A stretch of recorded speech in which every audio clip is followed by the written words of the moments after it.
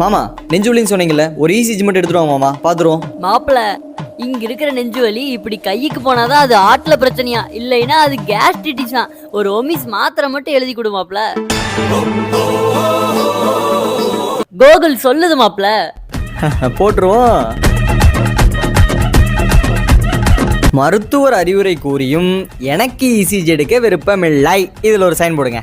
எது மாப்பிள? சப்போஸ் அது கேஸ்ட்ரிட்டிஸ் எல்லாம் இருந்து உன் ஹார்ட்ல எதுனா பிரச்சனை இருந்து டக்குன்னு ஹார்ட் பிளாக் ஆகி நீ கீழே விழுந்து அது மேல போயிருச்சுன்னா எது உன் உசுறுதேன். அதுக்கப்புறம் போஸ்ட்மார்ட்டம் பண்றதுக்கு நானே எஃப்எம் டாக்டர் உன் பாடி எடுத்துட்டு போயிட்டு கோயம்பேடு மார்க்கெட்ல காய்கறியில சாக்குல வச்சு தைப்பாங்க தெரியுமா? ஆமா. அதே மாதிரி எல்லா ஆர்கனையும் எடுத்து உள்ள போட்டு வச்சு தைச்சு பாடியை உன் வீட்டுக்கு கொடுத்துருவோம். அதுக்கப்புறம் 4000 ரூபாய்க்கு ஆம்புலன்ஸ் புக் பண்ணி 40,000 ரூபாய்க்கு பந்தல போட்டு 4 லட்சம் ரூபாய்க்கு காரியம் பண்ணி உன் மாமன் மைத்துனன் சித்தி சித்தப்பா அப்பா அம்மா நண்பர்கள் எல்லாரும் அவங்க வேலையை பார்க்க போயிருவாங்க. அதுக்கப்புறம் இவர் மரணத்தில் மர்மம் உள்ளது, மருத்துவர் மீது குற்றமா, இசிஜி எடுக்காதான் காரணமா அப்படின்னு எந்த பிரஸ் பத்திரிகை மீடியாக்காரங்களும் என்கிட்ட கேள்வி கேட்டக்கூடாது பாரு. அதுக்கு தான் ஒரு சைனை போடு மாப்பிள. உண்மையிலேயே வலி கைக்கு போகுது மாப்பிள. நீதான் கோகுல்கிட்ட கேப்பிய, கேட்டு சொல்லு மாப்பிள.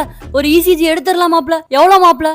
இது வரைக்கும் 250, இப்ப 500.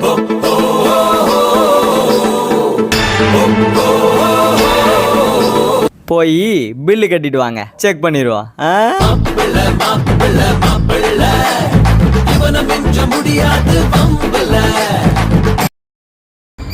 செத்து போன போயிருவேன், ஆனா 500 காசு மட்டும் தர மாட்டேன். போய் பில்ல கட்டிட்டோம்.